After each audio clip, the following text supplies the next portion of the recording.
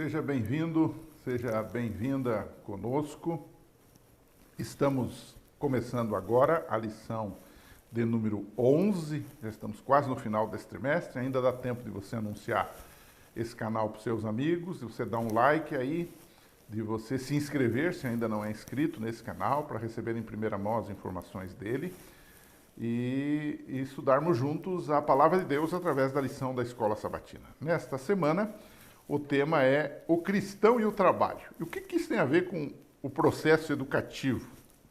O que tem a ver com educação e redenção, que é o tema desse trimestre todo, né?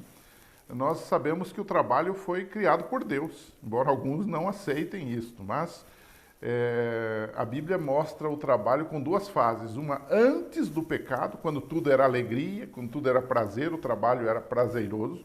E uma depois do pecado, quando o trabalho trouxe também com ele dor, cansaço, e passaram a fazer parte dele, segundo Gênesis 3:19, né?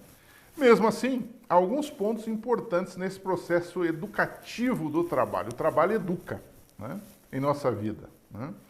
Quais são eles, né? Alguém disse que o trabalho dignifica o homem. Bom, isso é verdade, né? Então, eu listei alguns pontos que o processo do trabalho, do nosso envolvimento com o trabalho, nos ajuda na educação e na formação cristã também, né?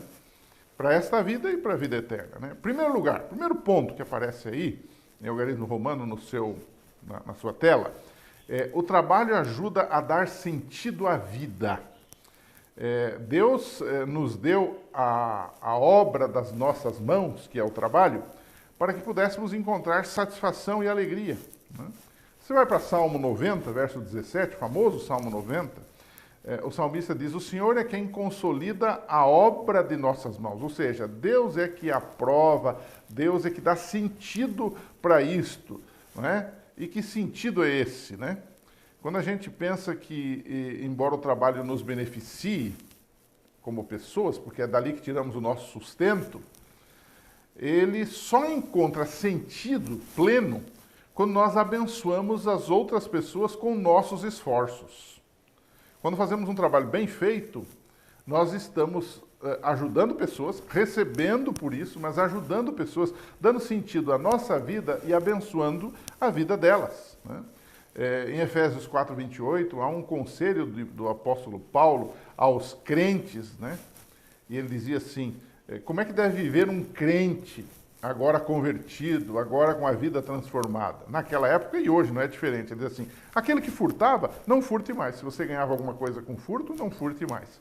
Antes, diz ele, trabalhe fazendo algo de útil com as mãos, para que tenha o que repartir com quem estiver em necessidade. Veja, nesse Efésios 4:28, o apóstolo mostra como deve viver o cristão, não furtando e sendo alguém que ganha o seu sustento do seu trabalho, ao mesmo tempo que ele fala do objetivo. Ele diz: também não deve viver só para você. Você ganha dinheiro, você ganha bem, então ajude outros também, né? Ajude quem estiver em necessidade.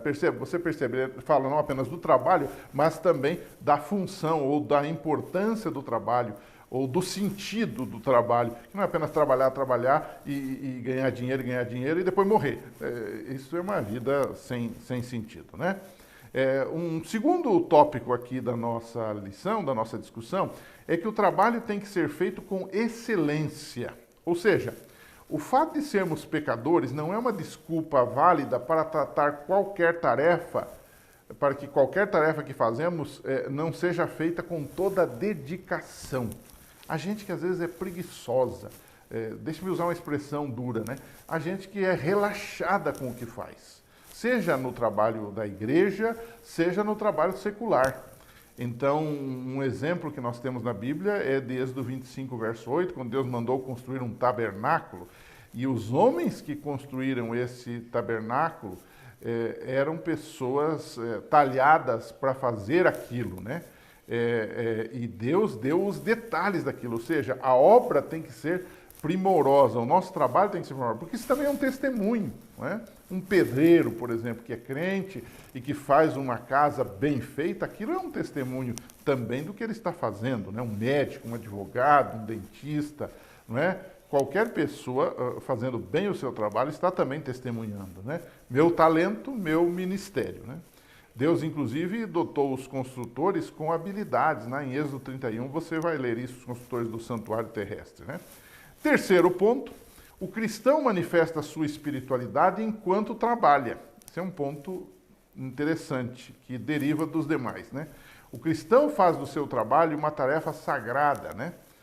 Aquele que vive o fruto do Espírito em sua vida faz do trabalho algo sagrado que também honra a Deus, né? Essa forma de trabalhar manifestando a minha espiritualidade no dia a dia e nas tarefas comuns, ele influencia outras pessoas a também buscarem a Deus, né?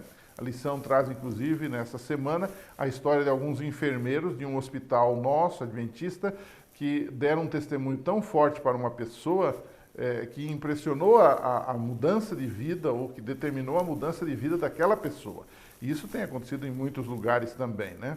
Então, a grande verdade é que o cristão, ele não separa a sua espiritualidade, essa sua relação com Deus, de outros setores da sua vida, incluindo o seu trabalho. Seja trabalhando, seja descansando, seja se recreando ou fazendo qualquer outra coisa, o cristão vive um sacerdócio santo, né? Como disse o apóstolo Pedro lá em 1 Pedro 2, verso 5. Então, para a gente terminar a lição dessa semana, vamos discutir com os nossos alunos o seguinte: qual a diferença entre fazer um excelente trabalho e ser um viciado em trabalho? No qual dos dois a gente dá o testemunho cristão, né? Tem gente que é viciado em trabalho, né? Há até um nome aí em inglês que alguns dizem, o sujeito é viciado no trabalho. Isso pode adoecê-lo, né? Então, agora, ser uma pessoa primorosa, dedicada no que se faz, sem essa obsessão de ser viciado em trabalho, é um bom testemunho. Então, é um assunto para a gente conversar um pouquinho com os nossos alunos ali. Certamente surgirão histórias e é bom a gente ouvir e participarmos juntos. Escola Sabatina, eu repito, é participação, tanto na unidade quanto no trabalho que fazemos fora da unidade com os nossos alunos, fazendo um culto de pôr do sol, fazendo um almoço juntos, aquela confraternização. Isso faz parte do pacote bom da Escola Sabatina. Bom, pense nisso. Semana que vem a gente se encontra aqui para a lição de número 12. Que Deus abençoe, um abraço e até lá.